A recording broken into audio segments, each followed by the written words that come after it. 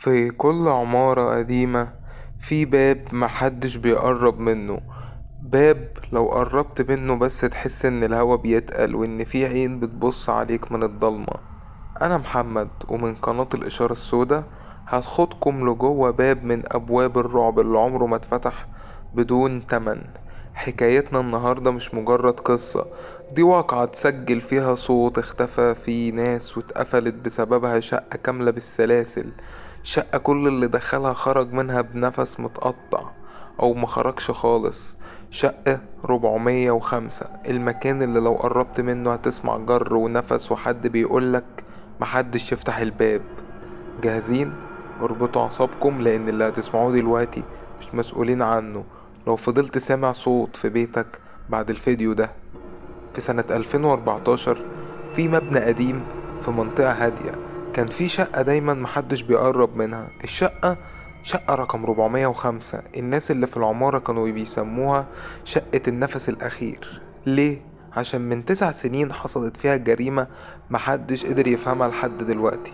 واحدة ست اسمها مها عايشة لوحدها، هادية ومؤدبة ومحدش عمره سمع صوتها، لحد ما في ليلة من الليالي الساعة 2 بعد نص الليل الجيران صحيوا على صوت حد بيخبط في الحيطة خبطات تقطع القلب، وبعدها صوت ست بتتنفس بصعوبة، ومع كل نفس الخبط بيزيد. الجيران افتكروا انها تعبانة، طلعوا يخبطوا على الباب، مفيش رد، بس سمعوا صوت جر رجل على الأرض جوه الشقة. راحوا كلموا الشرطة. الشرطة جت وكسرت الباب، والمشهد كان الشقة ضلمة وريحتها تراب قديم وبرودة مش طبيعية. لقوا مها قاعدة في نص الصالة ظهرها للباب، ولما لفوها كانوا متوقعين يشوفوها ميتة، لكن لا، كانت عايشة بس عينيها مستخبية تحت شعرها وبتكرر كلمة واحدة: محدش يفتح الباب. الباب اللي كانت تقصده كان باب أوضتها. الضابط فتح الباب، والغريبة ان الأوضة كانت فاضية، مفيش حد، مفيش أي أثر لجريمة، لكن الأرض كانت متخرطة بخطوط طويلة كأن حد كان بيتسحب منها لبره بالعافية. ومها بعدها بيومين بس ماتت في المستشفى بدون سبب معروف، وتقرير الطبيب قال توقف قلب مفاجئ بسبب صدمة عنيفة كأنها شافت حاجة مش من العالم ده. من بعد موتها أي حد سكن الشقة كان بيقعد فيها أقل من أسبوعين. واحد سمع نفس الخبط اللي الجيران سمعوه، واحدة كانت بتصحى تلاقي خطوط جر جديدة على الأرض، وناس قالت إنهم شافوا ست قاعدة في الصالة ظهرها للباب شعرها نازل على وشها وبتقول نفس الكلمة: محدش يفتح الباب. وفي النهاية صاحب العمارة قفل الشقة بسلاسل وعلق عليها ورقة مكتوب فيها ممنوع الفتح حفاظا على حياتك. بعد ما الشقة اتقفلت بالسلاسل فضلت مهجورة 3 سنين لحد ما في 2017 جه واحد اسمه عادل، شاب جامعي ما صدق انه لقى شقة رخيصة ومكانها كويس عشان يسكن فيها. صاحب العمارة حذره، قال له الشقة دي محدش بيقعد فيها، ولو سمعت اي صوت امشي فورا. عادل ضحك وقال لنفسه انا مش بخاف بسهولة.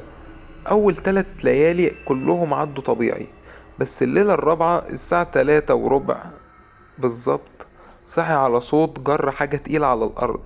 الصوت كان جاي من اوضة النوم اللي صاحب العمارة قاله ان مها كانت خايفة منها. عادل مسك التليفون وفتح الكشاف وهو رايح ناحية الأوضة.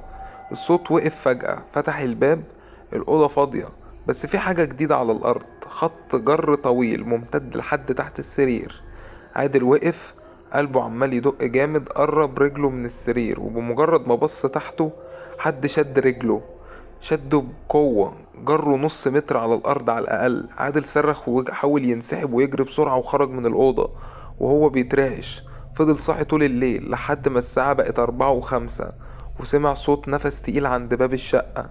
مش خطوات، لأ، حد واقف ملزوق في الباب وصوته بيطلع من الفتحة بتاعت المفتاح. نفس ورا نفس، وبعدين سمع صوت ست بيهمس بيقول محدش يفتح الباب.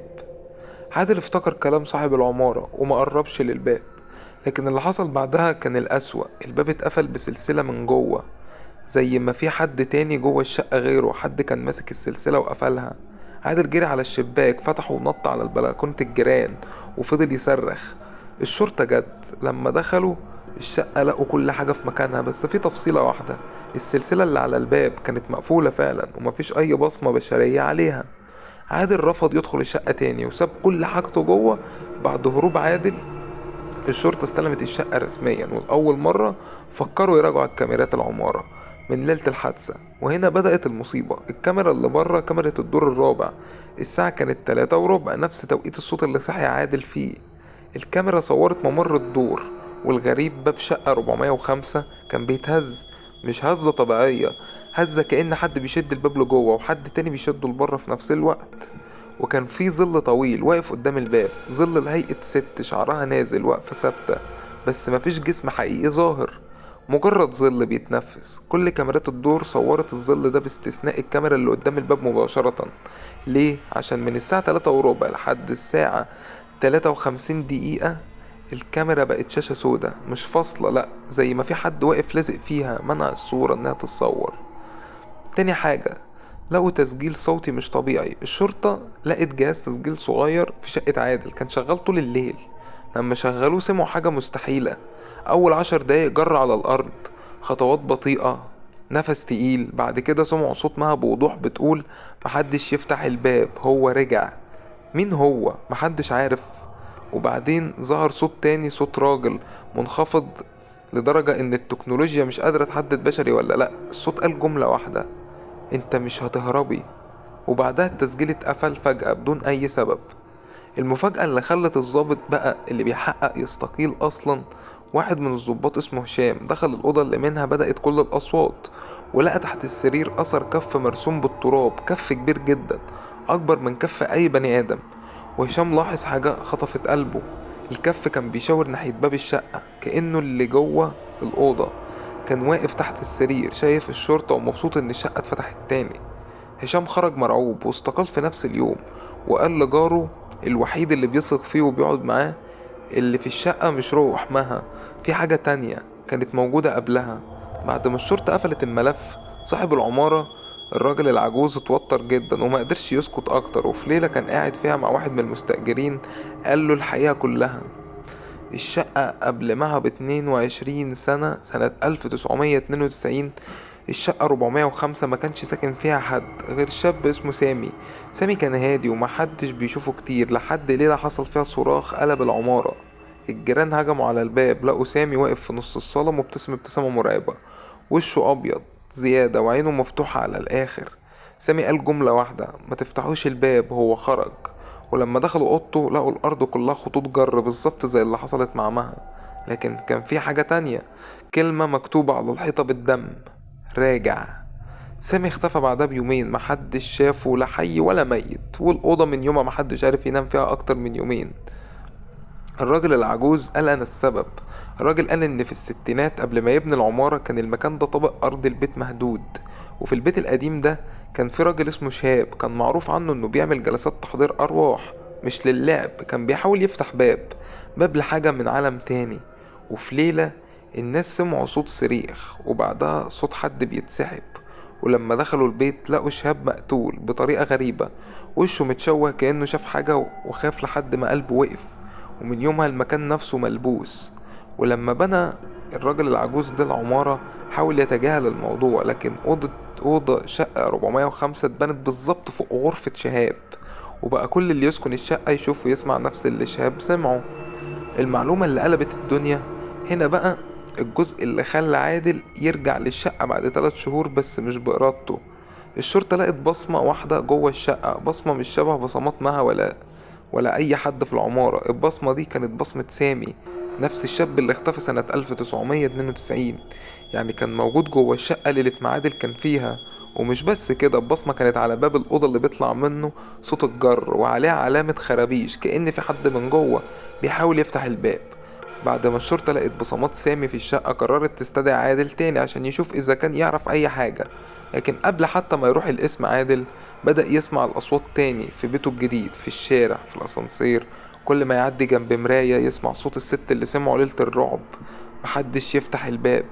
وكأنها بقت ملزوقة فيه. وفي ليلة الليلة كانت الساعة 3:15 كالعادة، صحي على صوت جر على أرض بيته هو، مش الشقة 405. جر في بيته هو، جر جاي من تحت السرير.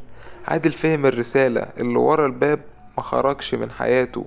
وفي اليوم اللي بعده اتصل عليه الراجل العجوز وقال له الجملة اللي كسرت أعصابه: يا ابني لازم تيجي الشقة، اللي في الشقة بيدور عليك. عادل راح غصب عنه كأنه حاجة بتشده.